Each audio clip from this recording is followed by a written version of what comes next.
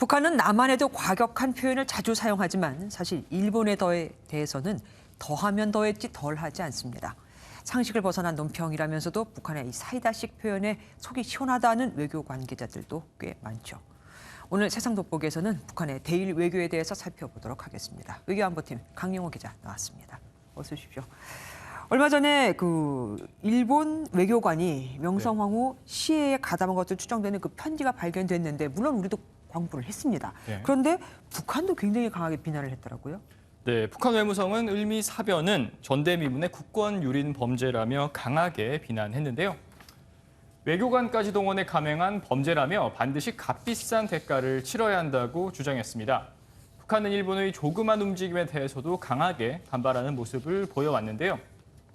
지난 2017년 북한은 일본의 대북 제재 동참에 강하게 반발하며 다음과 같이 논평했습니다. 미국의 제재 장단에 춤추며 가증스럽게 놀아대는 간악한 를 가만두어서는 안 된다. 보잘것없는 일본 열도의 4개 섬을 주체의 핵탄으로 바닷속에 쳐넣어야 한다.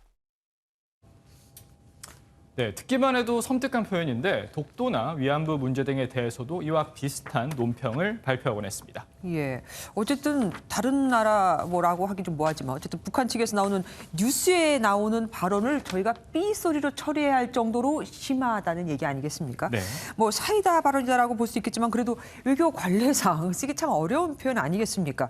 왜 이렇게 일본에 대해서 강하게 나오는 걸까요? 네, 북한의 이런 사이다식 외교 발언의 배경을 알려면 북한 정권의 뿌리를 이해할 필요가 있는데요. 김일성은 1937년 보천보 전투를 이끄는 등 항일 빨치산으로 활동한 것을 기반으로 우상화 작업이 진행됐기 때문입니다. 전문가 이야기 한번 들어보시죠. 김일성 정권의 뿌리 자체가 항일 빨치산에서 출발하고 있거든요. 반일은 이 북한 정권의 뿌리이자 정통성의 핵심이라고 볼 수 있고요.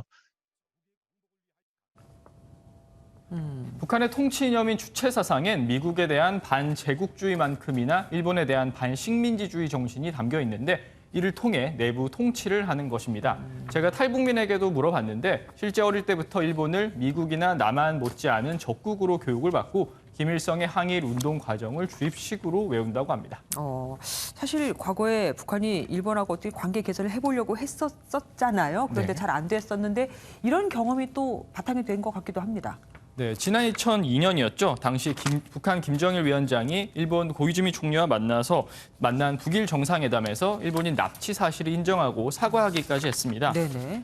중학교 1학년 때 납치된 메구미에 대해서는 사망했다며 유골을 보냈는데 DNA 감정 결과 동물뼈까지 섞인 가짜 유골로 밝혀지며 북일 관계는 최악으로 치달았습니다. 얼마 전 취임한 기시다 일본 총리는 일본인 납북자 문제를 최우선 과제로 꼽은 반면 북한은 2002년 정상회담으로 모두 정리됐다는 입장을 고수하고 있습니다. 그러면 북한의 강한 이 대일 메시지는 앞으로도 계속 되겠네요?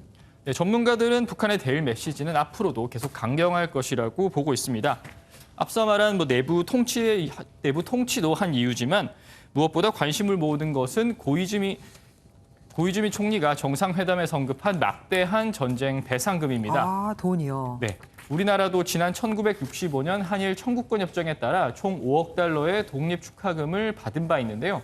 남북 관계는 물론 북미 관계가 좋아져 대북 제재가 풀리고 북한이 본격적인 경제 개발에 나설 때 종잣돈이 될 수 있기 때문입니다.